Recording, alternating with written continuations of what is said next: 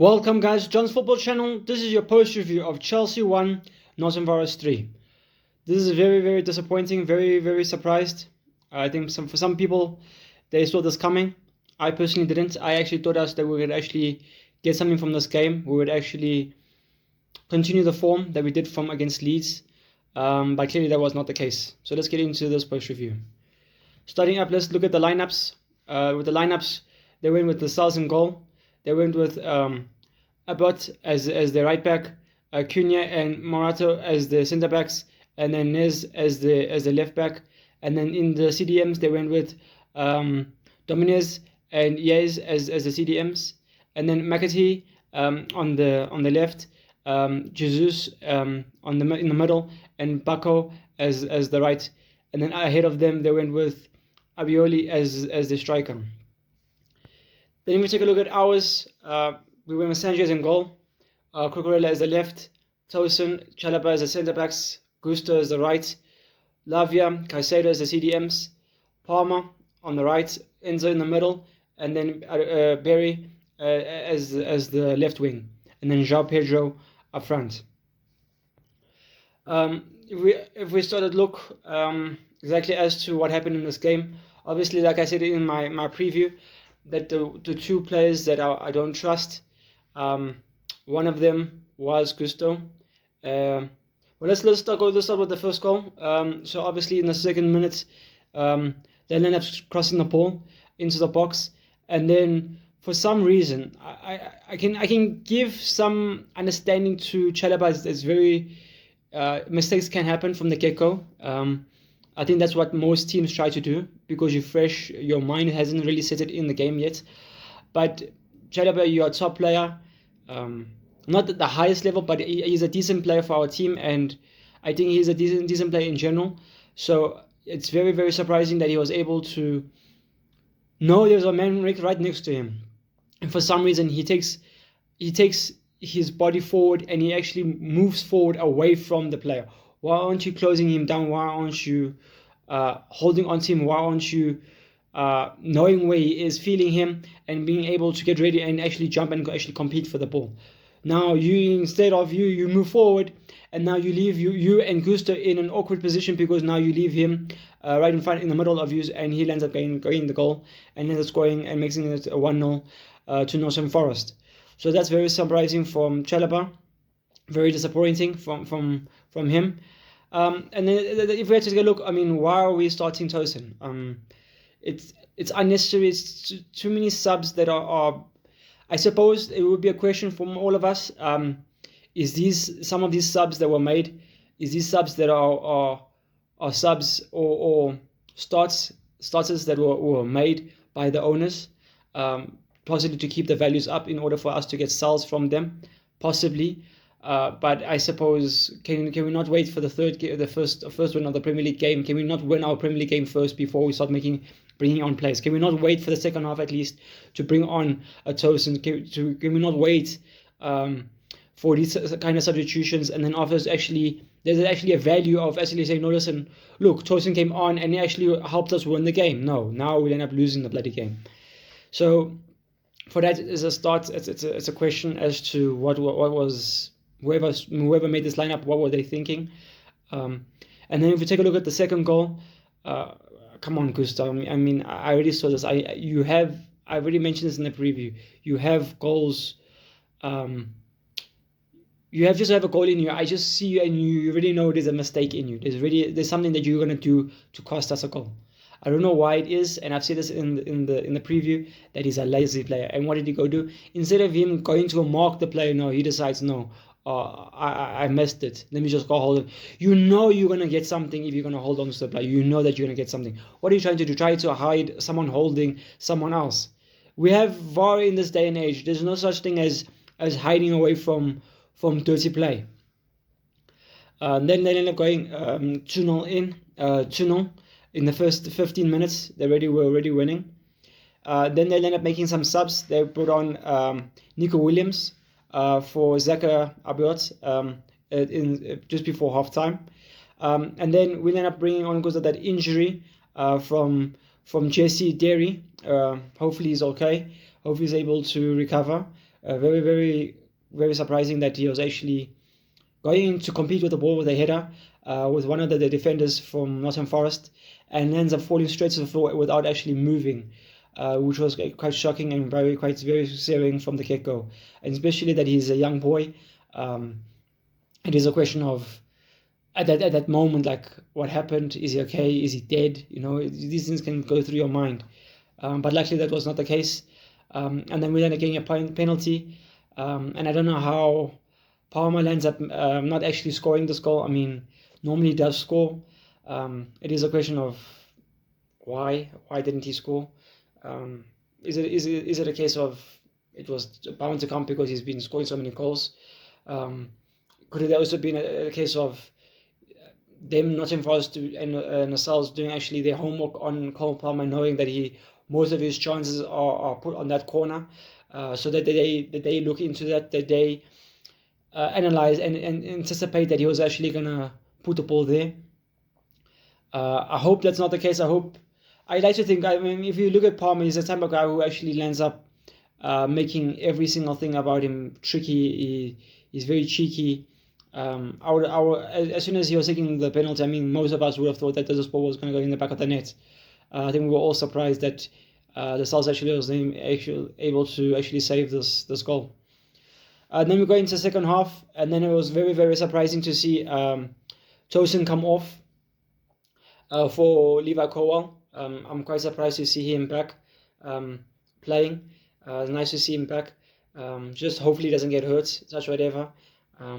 In this next couple of games, hope he's able to continue his fitness and actually stay fit, because we definitely need him. Then they end up making some subs. They end up taking off. They're actually making the team a bit stronger in the second half. They actually played the second team, you could say, in the first half. They end up bringing on Elliot Anderson. They end up bringing on Mikalovic, and then end up taking off Jesus and playing Morgan Gibbs-White in the second half. And then they'll end up scoring their third goal. Also, this one was quite surprising from, I believe it was Chalaba, yet again. I don't know if this is a thing of McFarlane actually getting into the players in terms of his tactics and what exactly he wants from his team. Because I felt like Chalaba was in two minds. Does he go with the man, or does he stay in the middle and try to block both? I suppose he wasn't sure if they were going to pass or shoot, but I think regardless, I mean, Chalaba knew there was someone on him already, on the player that I think was Morgan already. So why not mark your man? Why don't you just do your job and then worry about whatever comes after that? Just do the basics first. And he ends up not, and then they end up tapping it in for the third goal. So that also, yet again, very, very poor defending from us. And then now we'll end up going into another game, end up losing. And then Morgan Gibbs-White comes off. I think he comes off injured. And then Chris Wood comes on. And then Lavia comes off yet again. I don't know why we keep bringing Lavia on and off. Can't this man get fit? And then Santos comes on for him. And then Sanchez also ends up getting injured. So Jorgensen comes in. And then we end up having a disallowed goal with offside from João Pedro. Good. I think it was a good pass from Cucurella, able to create some good chances up front. And then ends up getting a chance to João Pedro to put it at the back of the net, and he does so. But it's just unfortunate he's offside. And then if we look at into the later stages of the game, then surprisingly, you end up seeing the left getting a yellow cards and Moses Caicedo. Very, very poor from them. And then you end up seeing Omari Hutchinson come on in the 80th minute. And then apart from that, not much really happened, apart from João Pedro getting our first goal in quite a while. It's nice to see at least we scored. I think that's the only positive that we can actually mention about this game, that we were actually able to break that curse that was been on us for a couple of games now, that we haven't scored in the Premier League. At least we scored. And then it was a very, very good goal from Cucurella's pass, as well as from João Pedro. Good goal from him, able to get it there, get in the way of one of the defenders, and actually chest the ball, able to control it and actually smack it really hard and really nicely into the bottom corner of the goals. Very, very good goal from him. Then we have to take a look at some players that played well. I think Enzo, João Pedro, and Cucurella were decent. I think there's not much you can say after us losing so badly. And then Lascelles, you could say, is up there. Wako did okay in terms of his contributions for Nottingham Forest. And then Owoli also did decently. I mean, he was able to get 2 goals for his team. So very fair play. I mean, at first, I think quite a while ago, I didn't see this guy as a dangerous player, but for some reason, playing against us, he actually likes and actually enjoys playing against us and actually knows that he's going to get goals from this game. Then if we take a look at some stats, the stats don't actually show exactly what actually happened. I mean, we were winning most of the duels. We won in terms of shots taken, total shots on target. We won touches in the box. We won big chances. We won missed chances. We also had positive there. We actually missed a chance, and then accurate passes. We did well. Okay.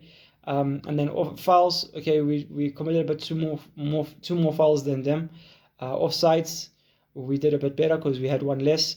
And then corners, I'm surprised we had so many corners from this game and I actually didn't able to put not one of them away. So another thing as to, does that speak to the inexperience of our coaches and the people that are around our team not able to get new ideas in order to create a threat around the box and around where we're actually trying to actually get a goal from? That is a question. I think that is a thing that is quite happening right now with our team. And then if we take a look now, right now, we are on 48 and now we're actually 9. We are 9th on the log. Very, very far from where we actually want to be. And now we know it's officially that it's done, it's all over. I don't think there's much that we can get from the season. I think the only hope now we can only look forward is the FA Cup, and hopefully we're actually able to do a job there, because it will be the worst for us to actually go to the final and actually lose. I mean, somehow I don't know where we could get that form. Where would we get the quality on that day for the FA Cup? But somehow, some way, we need to actually get that win, because we definitely need it in order to salvage the season. Then it's also another thing of it definitely didn't help Spurs. Nottingham Forest winning. Without Nottingham Forest winning, it gave Spurs an option that they're able to top them and actually move further away from the relegation zone, depending on how many games and how many wins they were able to get on underneath their belt with the last 3 games to play. But now it looks like it's between West Ham and Spurs, the last 2 teams to actually fight through relegation. Let me know down below what you guys think. Who do you think will actually be relegated this season? Will it be Spurs? Will it be West Ham? Let me know down below. And then yeah, guys. Also let me know down below after seeing Man City draw to Everton. What do you guys think of that game? How do you see now the Premier League going? Who do you think is going to win the league? Will it be Arsenal? Is it guaranteed now that seeing that Everton managed to get a point from Man City, or do you think that Man City are still in the race and still able to compete with Arsenal in order for the league? Let me know down below, guys. Guys, this is my post review to Nottingham Forest 3, Chelsea 1. Peace.